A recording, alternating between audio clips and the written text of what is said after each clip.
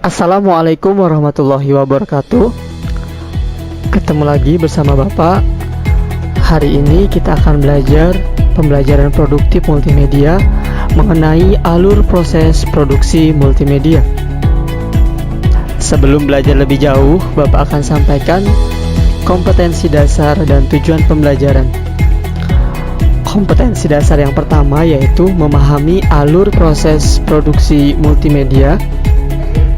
Kemudian, membuat alur proses produksi multimedia. Adapun tujuan pembelajarannya, yang pertama, menjelaskan tahapan proses produksi multimedia dari awal hingga akhir. Kemudian kalian mendeskripsikan produk-produk multimedia. Dan yang ketiga, menyusun rencana kerja untuk menciptakan salah satu produk multimedia yang baik dan berkualitas. Nah, apa sih manfaat dari pembelajaran ini? Jika kalian melanjutkan kuliah, kalian akan memiliki dasar pengetahuan tentang produksi multimedia, mulai dari praproduksi, produksi, hingga pasca produksi. Nah, jika kalian langsung kerja, apalagi yang berhubungan dengan multimedia, alur proses ini sangat bermanfaat. Oke, kita mulai ya pembelajaran kita. Secara garis besar, ada 3 tahapan alur produksi multimedia. Yang pertama, praproduksi. Yang kedua, produksi. Dan yang ketiga, pasca produksi.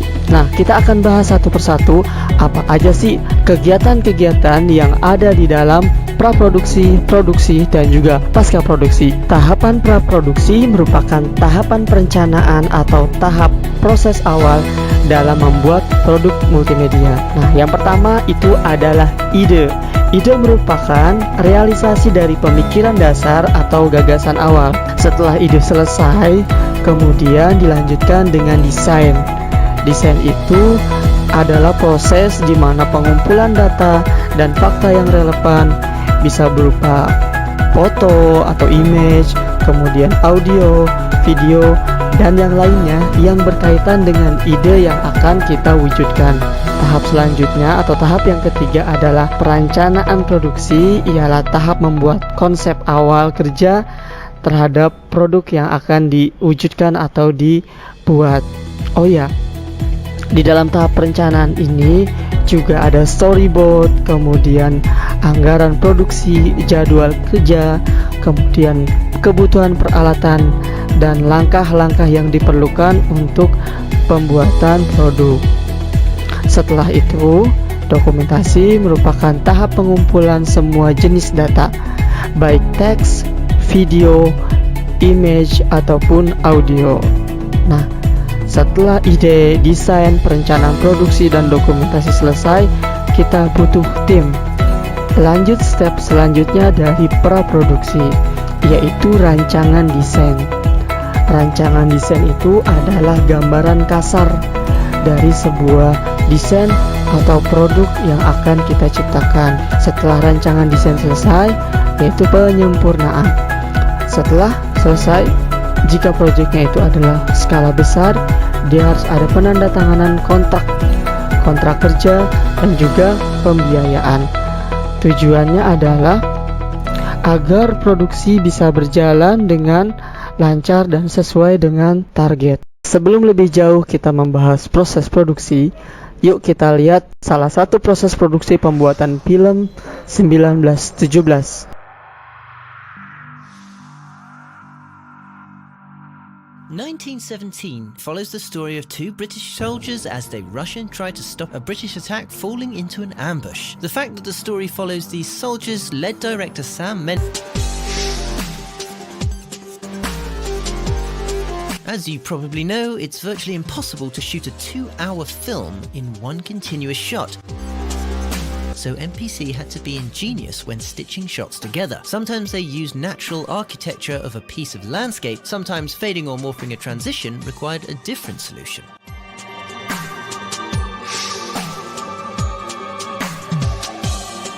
The scene where Schofield runs through the burning city of Echost and then jumps into a river only to be taken away by the rapids was particularly difficult because neither the city nor the river existed. The city was built on a backlot in Shepperton Studios. VFX were then used to make it look like a natural environment. The tremendously complicated river sequence was shot at a canoe training centre in the north of England, where they got shots of Schofield splashing around and going down a waterfall. The team then had to add an entirely digital river around Schofield as well as enlarge the waterfall.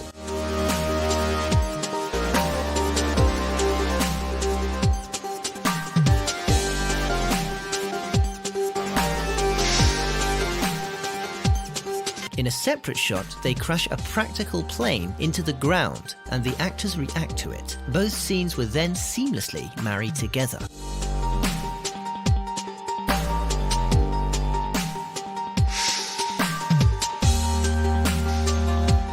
As we mentioned before, 91% of this film had some VFX. This is for a couple of different reasons.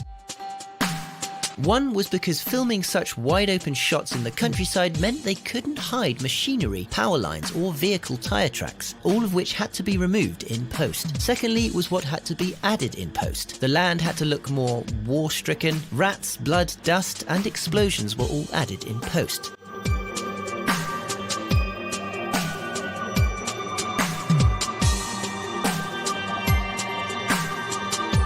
In fact, with so many things added and so much VFX work done, the biggest effect they managed to pull off was making us think they didn't have any.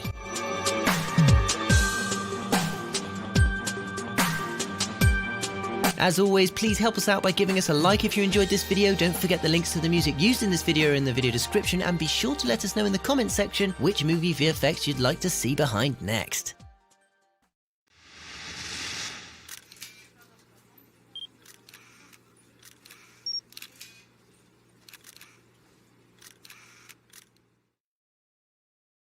Proses yang kedua ialah proses produksi. Proses produksi adalah proses pelaksanaan produksi, bisa juga syuting, yang mengacu pada persiapan yang dihasilkan dari proses produksi. Biasanya, pihak-pihak yang terkait atau terlibat dalam kegiatan proses produksi bisa produser, sutradara, asisten sutradara, asisten produksi, direktur teknis, direktur tata cahaya, teknisi audio, direktur seni, juru kamera, dan operator video tape. Di produksi ini ada beberapa tahap. Yang pertama, menyiapkan bahan. Nah, menyiapkan bahan ini, bahan-bahan yang dibutuhkan atau yang diperlukan disiapkan terlebih dahulu. Biasanya berupa teks, gambar, video, animasi, visual effect, sound effect, dan juga lagu. Setelah itu, pemrosesan konten. Pemrosesan konten adalah uji coba terhadap konten dengan kesesuaian terhadap tema, melakukan pengolahan dan pengeditan konten, juga mengumpulkan dan menempatkan konten pada desain yang telah ditentukan. Ketiga, yaitu pembuatan perangkat lunak yang diperlukan. Maksudnya adalah menggunakan perangkat lunak multimedia di Photoshop, Premiere, CorelDRAW, 3D Max, dan After Effects, serta software-software yang lainnya. Langkah selanjutnya adalah integrasi konten dan software. Di dalam proyek film, langkah ini biasanya menggabungkan semua unsur video, narasi, sound, animasi, dan konten pendukung lainnya, atau biasanya lebih dikenal dengan istilah rendering, atau menyatukan semua konten yang ada. Setelah itu, revisi desain. Next, ke langkah selanjutnya, yaitu pengujian awal produksi. Pengujian ini dilakukan dengan cara memperhatikan kelayakan konten dan desain, kesesuaian antara narasi, sound atau audio terhadap desain dan tema. Kemudian menguji ketertarikan link antar halaman jika itu produk multimedia interaktif, serta melakukan pengujian terhadap hasil dengan tema atau pesan yang ingin disampaikan. Setelah itu, membangun versi alpha merupakan tahap uji coba terhadap produk sebelum dikeluarkan secara komersial. Biasanya produk ini akan diedarkan secara cuma-cuma atau gratis kepada calon pengguna.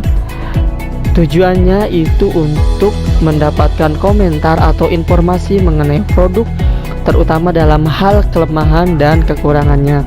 Setelah itu adalah tes awal atau first testing.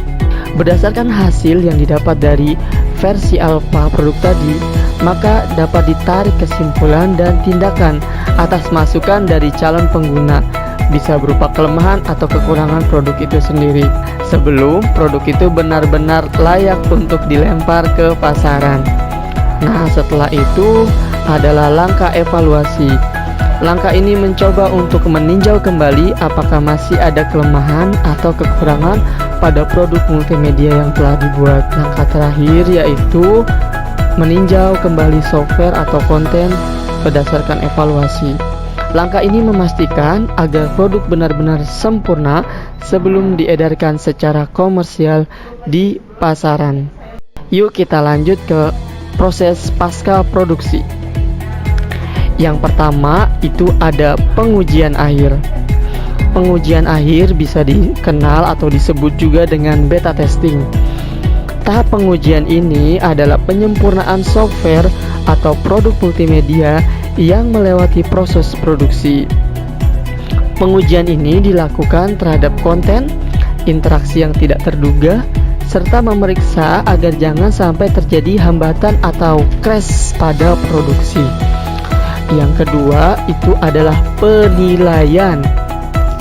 Tahap ini mengevaluasi atau menilai kembali produk multimedia yang telah melewati beta testing tadi. Langkah yang ketiga yaitu meninjau kembali software atau konten.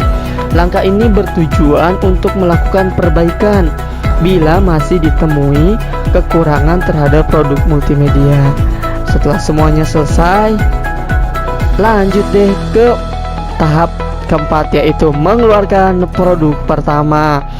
Pada tahap ini produk multimedia bisa berbentuk DVD atau video sesuai juga dengan kebutuhan pasar.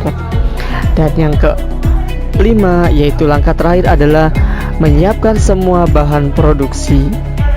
Tujuannya menyimpan semua bahan produksi yang telah digunakan sebagai arsip jika sewaktu-waktu diperlukan kembali, seperti peralatan, file digital, perangkat lunak yang digunakan, konten-konten yang telah digunakan, dan dokumentasi pada saat produksi. Nah, kategori pada multimedia. Di multimedia dikelompokkan dalam dua kategori. Yang pertama ada konten, yang kedua ada komunikasi. Konten adalah penggunaan beberapa media berupa teks, audio, grafik, animasi, video, dan juga interaktif.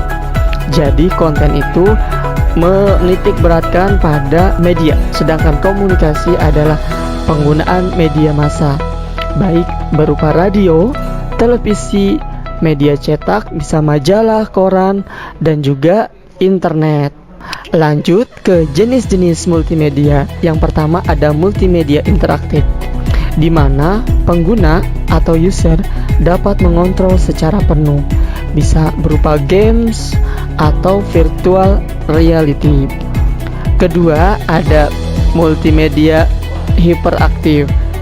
Multimedia ini punya struktur elemen-elemen terkait yang dapat diarahkan oleh pengguna ke elemen-elemen multimedia yang ada, bisa berupa web, kemudian mobile banking, game online, dan yang lainnya.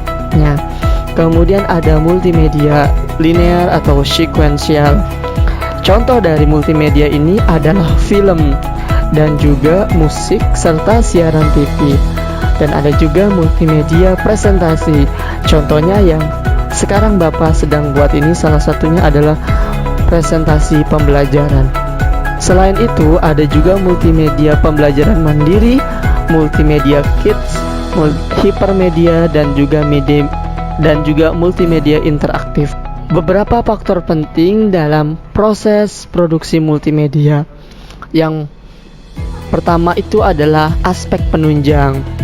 Ada 3. Yang pertama ada hardware-nya. Hardware itu adalah berupa peralatan.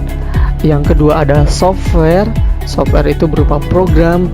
Dan yang ketiga ada humanware atau orang yang dibalik terciptanya sebuah program atau karya multimedia.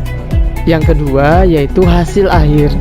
Hasil akhir ini berkaitan dengan pesan yang disampaikan kepada audiens. Pesannya bisa dituju atau tidak, kemudian audiensnya siapa aja. Yang kedua itu adanya perhatian atau perhatian audiens terhadap media yang ditampilkan. Ada juga hasil akhir berupa audiens tidak mengalami misunderstanding atau salah persepsi terhadap pesan yang ingin disampaikan. Baik, itu adalah proses-proses pembuatan produk multimedia yang terdiri dari 3. Yang pertama itu praproduksi, produksi, dan pasca produksi. Bapak harap kalian lebih paham dari penjelasan ini. Jika kalian ada pertanyaan, silakan tuliskan di kolom komentar. Insya Allah nanti Bapak akan jawab sesuai dengan pengetahuan yang Bapak miliki. Terima kasih. Assalamualaikum warahmatullahi wabarakatuh.